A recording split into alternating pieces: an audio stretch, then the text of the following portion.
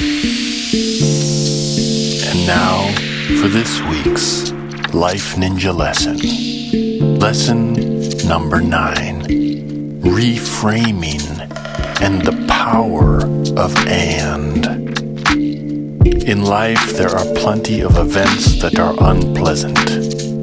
And in some cases, we might be so affected by those events that we carry a residual effect with us for the rest of our life.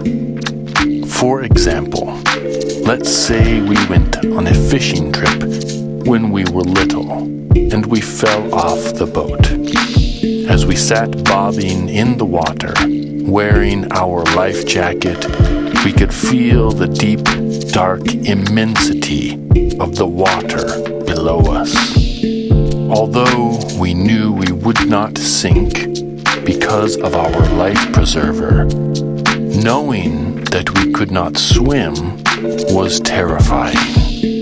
After the boat picked us up and we felt safe again, we logged 2 pieces of information.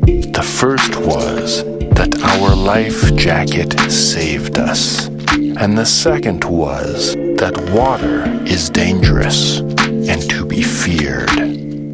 From that moment on, we no longer went in the water unless it was a pool, and we never went into the deep end or even learned to swim. Is a life jacket a valuable piece of safety equipment? Absolutely. Should we fear all lakes and oceans because we fell in once and were afraid? Not if we wish to keep enjoying all that life has to offer. So what can we do when we have been hurt or scared and we know that we wish to move on? A process that we use is called reframing and the power of the and. Reframing is a valuable tool that allows us to look at the past in a different way.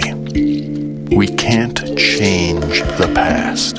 We can't change what happened to us, but we can change how we choose to view it.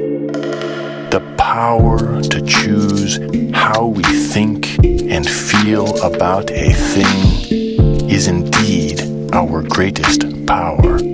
It's what keeps us trapped in the past, or it can catapult us ever closer to our dreams. The piece of the process that gives reframing so much power is the use of the and. To use the power of the and, we first state whatever it is that we are dealing with. In the earlier example, we might say something like, I fear falling in the water, especially if it's a lake or an ocean. Whatever the emotion is that is coming up, the first thing we do is acknowledge it. If we feel fear about something, there's no sense in denying it. What we do next, though, is what gives us power over that fear, which is using the and to reframe the experience. So, for example, again, we would start by saying, I fear falling in the water, especially if it's a lake or an ocean. And since I am learning how to swim, I am feeling safer and safer in the water. The and adds one more piece of vital information to our memory, which allows us to view it differently. We all have our hang-ups, friends. We all have our fears, and we all have been hurt or struggled. So the question now is, what will you choose to reframe? And how will you use your and? Brought to you by thelifeninja.com.